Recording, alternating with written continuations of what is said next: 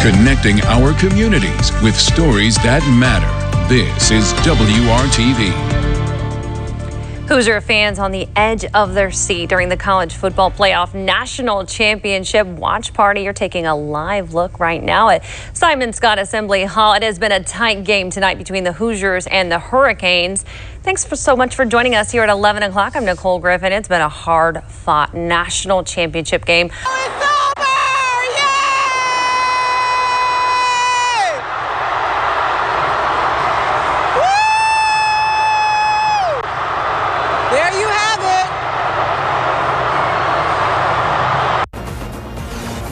I'm Craig Stevens. I'm Lynn Martinez. The news at 11 starts right now.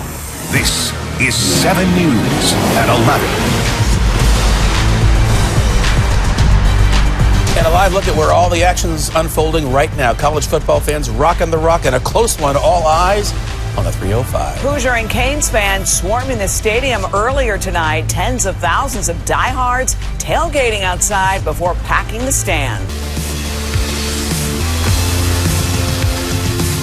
I want to get back to the national championship because the game has gone final. Let's go to Josh Moser for more on what's going on. Josh? Hi, everybody. Unfortunately, the Canes fall. Carson Beck throwing an interception on what would have been the game-winning drive. We're just outside the locker room. We've got the players coming in right now, and you can just see the frustration on their faces. This team, the first 10 seed to advance to the college football playoff championship game. They come within one possession, and unfortunately, Miami falls short. Just heartbreak for this team. They overcame so much adversity this year.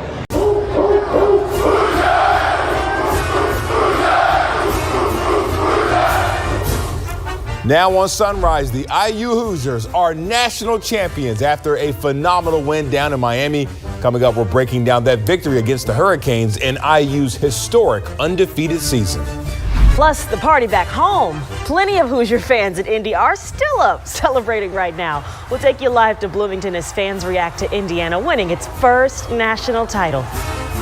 And maybe that's going to warm your heart because I tell you what, it is so cold out there this morning. So many school delays to get to. We're going to let you know how much temperatures will continue to drop the rest of this morning. Live from 13 News, you're up with Sunrise.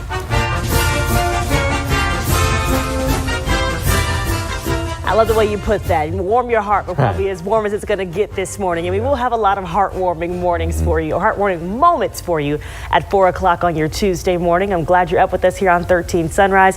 I'm Jalea, along with Matt and Matthew. I know that we are probably rolling. I probably have had the most sleep, I think, between all three of us, because I knew that I'd try to get in a little bit earlier. Would you guys stay up and catch the end of the game last night? So I caught the first half. You were saying you caught the first quarter. Okay. Yeah.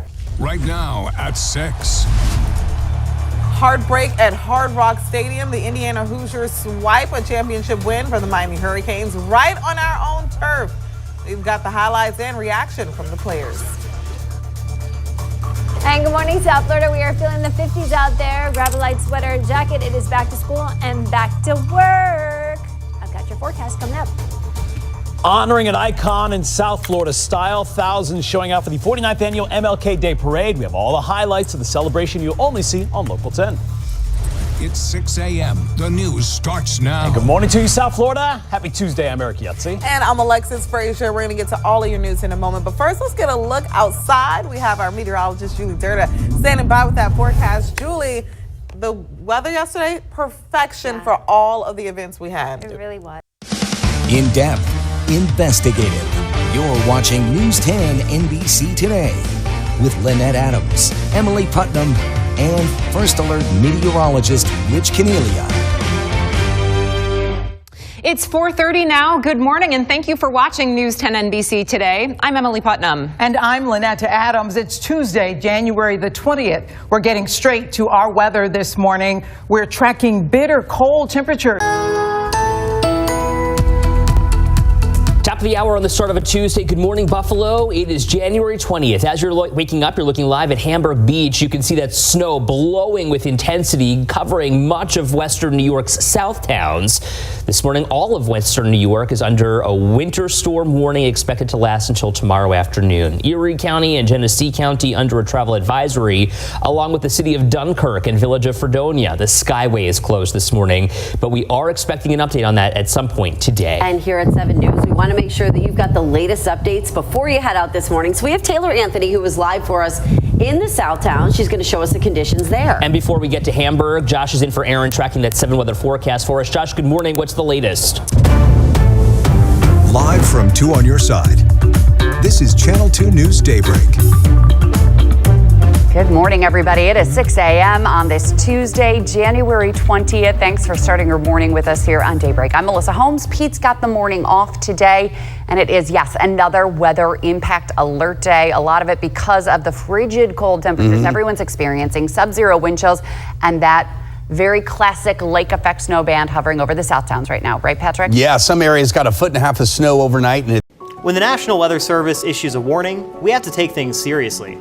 This is a WVVA weather special report. As we saw on Wednesday, funnel clouds and tornadoes can be produced from systems even in the mountains. During the next few days, flooding remains the biggest threat to life, but severe weather and tornado risk will remain. Have a way to stay informed? Downloading the WVVA weather app is a great way to stay up to date. The weather team will be monitoring things around the clock to keep you safe.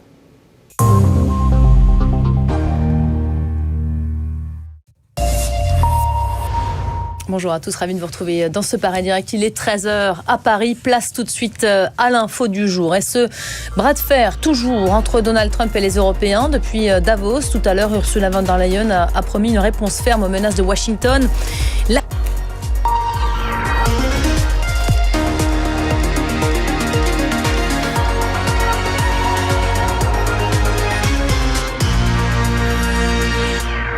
Allez, l'info du jour, à l'heure de ce premier anniversaire, 1 an déjà, ou 1 an seulement que Donald Trump est de retour à la Maison-Blanche. Le ressenti selon le camp où l'on se trouve. Donald Trump lays into Sir Keir Starmer and the British government.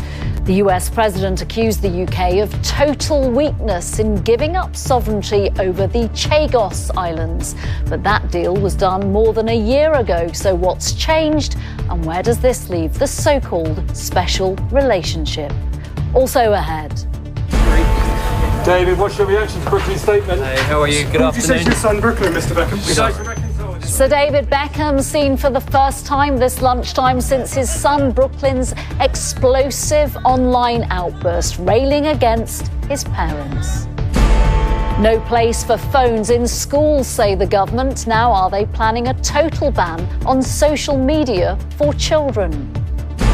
And why this back-scratching cow is forcing scientists to rethink bovine intelligence.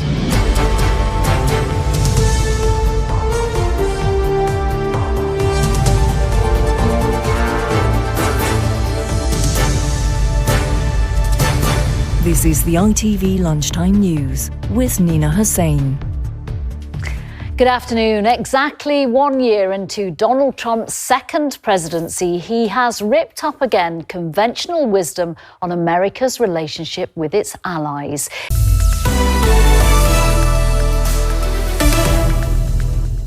This is DW News, and these are our top stories. European leaders have hit back at Donald Trump's threats to seize Greenland. Speaking at the World Economic Forum, the European Union chief called Trump's treatment of U.S. allies a mistake. And the French president said now's not the time for new imperialism. Trump says he has many meetings lined up to discuss Greenland over the coming days. Israeli forces have started bulldozing the headquarters of the UN's Agency for Palestinian Refugees in occupied East Jerusalem. Israel accuses the agency, known as UNRWA, of collaborating with Hamas. The UN has repeatedly denied the accusations and called on Israel to halt its demolition. Britain's government has approved plans for a supersized new Chinese embassy in central London, despite lawmakers' fears about potential security risks. The embassy would be the biggest in Europe, and critics fear it will become a base for Chinese espionage. The site is also close to underground fiber optic cables that carry sensitive financial data. This is DW News from Berlin. You'll find more online at dw.com.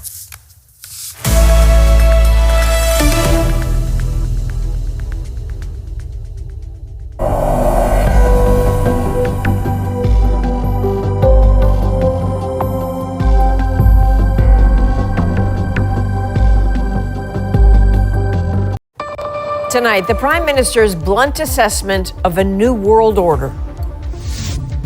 We are in the midst of a rupture, not a transition. Without naming names, Carney blamed Trump, backed Greenland, and urged allies to resist. If we're not at the table, we're on the menu. As the U.S. president taunts with this doctored image showing Canada under the American flag. Loved ones mourn a BC woman found dead in Australia. There's no words to really describe that feeling. The shock of hearing her body was surrounded by dingoes. And the dense, low-lying fog blanketing Vancouver for days. Yeah, it does kind of a little bit of apocalyptic feel to it. Flights diverted, visibility low. What is causing these stunning scenes? From CBC News, this is The National with Chief Correspondent Adrian Arsenault. Thanks for joining us. There is global reaction tonight to the Prime Minister's pointed address at the World Economic Forum. Mark Carney gave a stark assessment of the new world order and Canada's place in it. Carney declared the old rules-based order is over, fundamentally ruptured by great powers using economic integration as weapons, warning Canada and like-minded allies must stand up or risk subordination. His speech receiving a standing ovation. On this Tuesday night, the Prime Minister's vision for the new world order, his advice to middle powers on navigating uncertainty. We actively take on the world as it is, not wait around for a world we wish to be. And his message to the U.S. president. We stand firmly with Greenland and Denmark. As Donald Trump is more determined than ever. How far are you willing to go to acquire Greenland? His ominous response and how he's trolling Canada even more. A Canadian woman found dead on an Australian beach, the investigation into her death. Plus, spreading the love. We just want to brighten everyone's day. How you can send heartfelt words to some elders for Valentine's.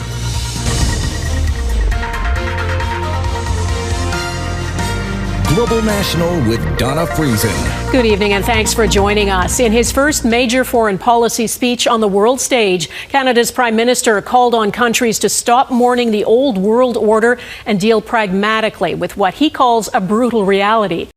Tonight, Mark Carney's blunt speech and bold vision for Canada in Davos.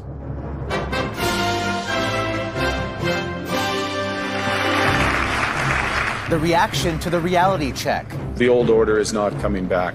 And the urgent appeal to global leaders. Donald Trump's provocative taunt on the eve of his appearance on the world stage. How far are you willing to go to acquire Greenland? You'll find out. How far the threats of a trade war over the Arctic island sent markets plunging and gold shooting up. So this is the 1 ounce gold Canadian maple leaf. Plus, facing off against an invisible opponent. I was very scared. I was not myself. Why a star NHL goalie is battling more than shots in the crease.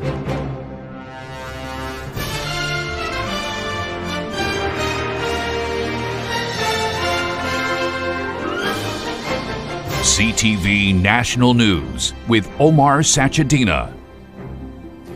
Good evening. The Prime Minister presented his starkest assessment yet about the state of the world and Canada's place in it today, sharply criticizing Donald Trump without mentioning him and issuing this global call to action at Davos. Next on your 10 at 10, the DOJ files subpoenas for the offices of 6 local and state leaders. There may be no modern precedent for what's going on. What happens next as tensions between federal and local leaders continue to escalate? Plus, organizers of an ICE protest at a St. Paul church double down on their actions. We did not make threats. We did not destroy property. And a big night of highlights with the Wolves, the Wild, and the Gophers all in action. This is Fox 9 News at 10. And thanks for joining us tonight for your 10 at 10 on Fox 9 and Fox Local. I'm Randy Meyer. We begin with your weather first, for good reason tonight as well, because Chief Meteorologist Ian Leonard has that temperature plunge for us that's coming our way. Now, you're watching KSLA News 12 live. Also available on your favorite streaming app. We start this evening with details on an impending winter storm. This is a look at our future track for Saturday, and as you can see, it could be a wintry mess all across the Arklatex. I'm joined by Chief Meteorologist Matt Jones. And Matt, you and the weather team have been very busy the last few days tracking this winter storm, trying to kind of predict where it will come and what will happen. It looks like we may get a little bit of everything this week. Yeah. Live from downtown Tulsa, Oklahoma's own News on 6 starts now. First here at 10 o'clock, we are expecting to get some winter weather this weekend, including snow and 4 days below freezing. Thanks for joining us tonight. I'm Craig Day. And I'm Lori Fulbright. News on 6's Chloe Abbott tells us that people are getting ready now to hopefully avoid any issues later. Chloe. Craig and Lori, the people I spoke to today say they wanted to get everything in order now. So if it snows or we get a lot of ice, they don't have to worry about getting out in it.